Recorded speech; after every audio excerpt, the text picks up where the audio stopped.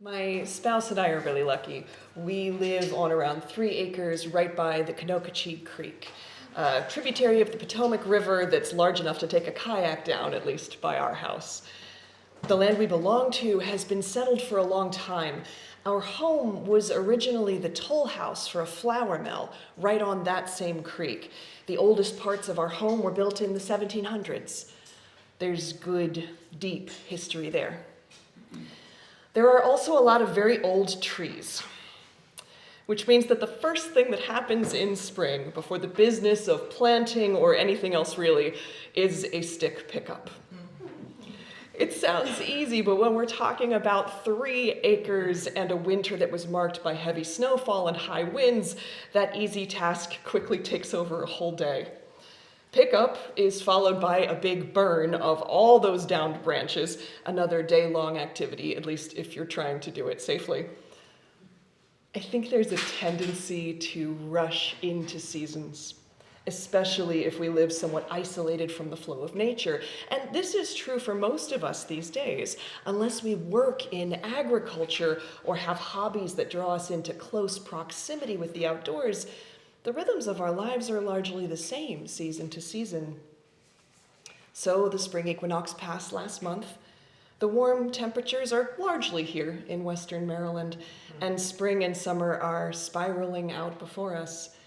There's a push in our parent culture to go full bore into summer, to buy new deck furniture and swimsuits and plan a vacation and shift the decorations in our homes over to pastels and florals, and all of that is fine, at least if you find it supports your ability to anchor into the cycle of the wheel of the year. The thing is, this is a liminal time when we still have an occasional day of summer in the sun and winter in the shade, when the edges of the season are where we find ourselves, when the big migration of seasonal birds is happening right now, and we see unusual travelers in our own backyards. This is a threshold season. We are traveling between ways of thinking, of being in relationship to the world around us.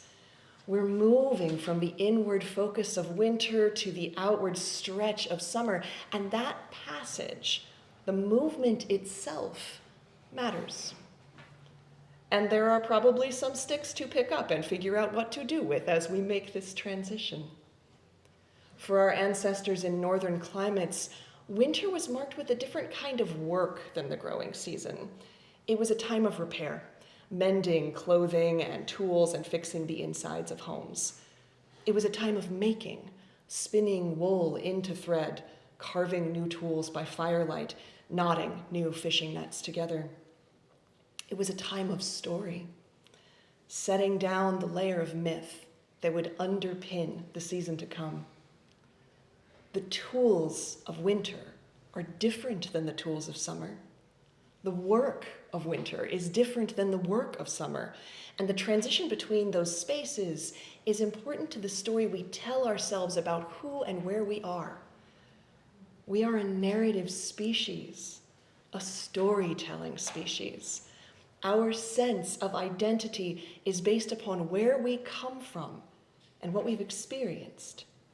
Who we become is shaped by the story we tell right now. The summer ahead is shaped by what we speak into this liminal space. There's power in transitions, power in thresholds. So let's look at the story. Think back for a moment to the winter that was. You can even close your eyes if you'd like. Remember the short days, the way the night fell so early. Remember the cold that stung your skin whenever you stepped outside, the way you really needed your coat. That big snowstorm that shut everything down for a couple days. Think about what you worked on this winter. We all had something we were doing, even if we weren't conscious of it being work. Maybe it was continuing to show up to a day job. Maybe it was managing your home life. Maybe it was pursuing a hobby or interest or a great work. Think about what you read and watched and crafted, where you focused your energy during those long, cold nights. Consider, what did you learn this winter? Consider, what would you change going forward? And lastly, what threads or fragments or last tasks need to be cleaned up or put away so that you can move forward into the growing season?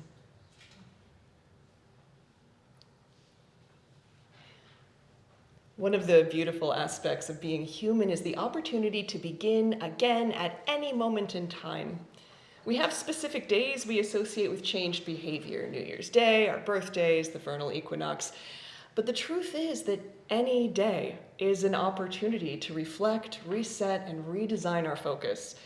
These liminal times are particularly potent simply because there's some practical resetting that is going to happen regardless. Spring cleaning as a practice is present in our culture as an expression of some of those practical resets. We put away the coats and hats. We pack our sweaters into a drawer and haul out our more lightweight clothing from wherever it slumbered through winter. As we consider what we learned and accomplished during winter, maybe we weave some of that knowledge into the spring reset. As you put away your heavy clothing, what else are you setting down? Are there any symbols or messages you'd like to leave yourself? What if you put a letter in the pocket of your coat or on top of your sweaters with a message about what you learned this past winter, and any wisdom that you'd like to access when the winter returns again? It's easy to say, well, remember something 6 months from now, but my lived experience is that so much happens in a matter of months that holding on to smaller threads of focus is sometimes very difficult. What if when you hang up your summer clothing, you tell yourself the story of your winter, what you learned, what you accomplished, what you're setting down or releasing or wrapping up right now? With every t-shirt you place in your closet, what new patterns are also going into place? Passing through a threshold involves leaving one space behind in order to enter another. Letting go, wrapping up, and piling all those sticks together is only part of the process. It's easy to fall into a sort of autopilot experience of moving through life. We switch from heat to air conditioning. We switch our clothing out. Maybe we eat a little later since the evenings feel more spacious. But here, too, there's an opportunity for deeper connection, not just on what we're leaving behind, but what we're making our way toward. At the land I belong to, after we do the big stick pickup and burn, the cooled ashes from the burn get sprinkled into the soil of the various vegetable and flower beds. They return nutrients to the soil to support the growing season. They make the soil ready for the seeds and seedlings of the garden to come. There's a lesson here, too, in terms of conscious preparation and moving forward with intention. On this side of the threshold, we have a choice about how we make those first steps onto the path ahead. We get to choose some of the story of spring and summer that we intend to tell this year. We get to nourish the soil before we plant. So think forward a moment to the growing season ahead of us.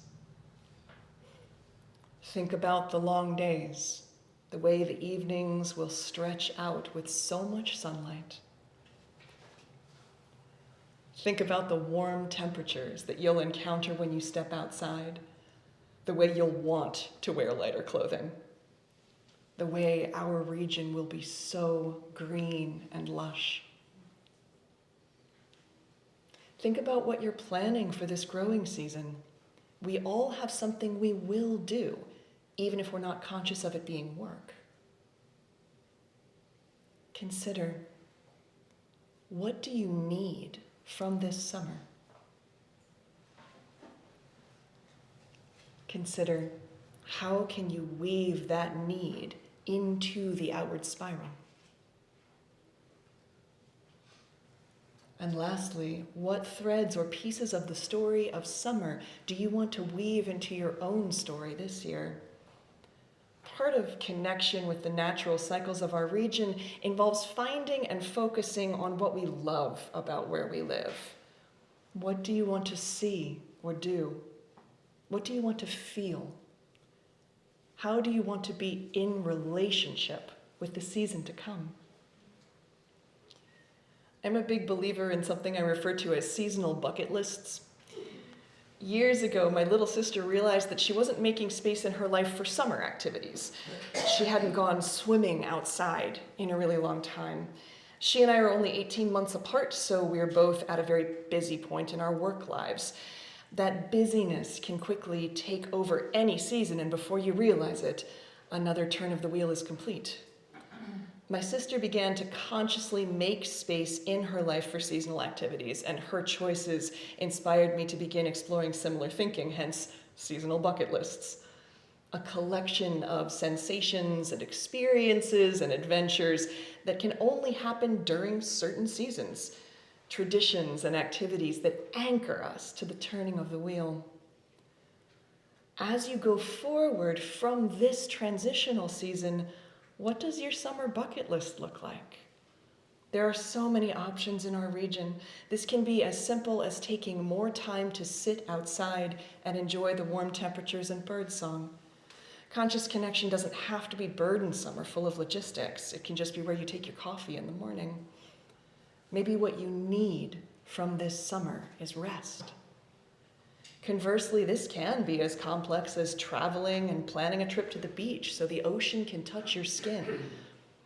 Maybe what you need from this summer is a lived reminder that amidst all the difficult, frightening things happening in the world, the ocean is still there, and children still build sandcastles and decorate them with sticks and seashells. If I could give you any piece of wisdom from walking the path of land connection as part of a spiritual practice, it's the idea of presence in a landscape.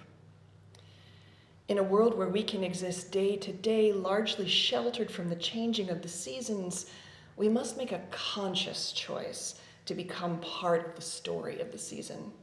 We must choose to become present to the land and with the land, to apply focus and awareness to the world outside of the news cycle and our day-to-day workloads. When we become present, we're granted a visceral understanding of where we are and what that can mean for the land, for ourselves, and for our relationship with it. Right now, we are at the threshold of spring. We are leaving one pattern behind as we enter another. This is a moment of change, of transition. It's an opportunity to look around, notice what is happening, and make different choices. It's an opportunity to transform, to mindfully choose the story we will tell ourselves and each other over the growing season, to recognize again that more than one thing is real, and that narrative makes a difference. The unique gift of humans is our ability to hold the beauty of spring in one hand as we navigate the hard, difficult parts of human society with the other. So, the threshold is here. The sticks are gathered together. What will you set down at this doorway? What will you pick up? And what story will you tell under the summer sun?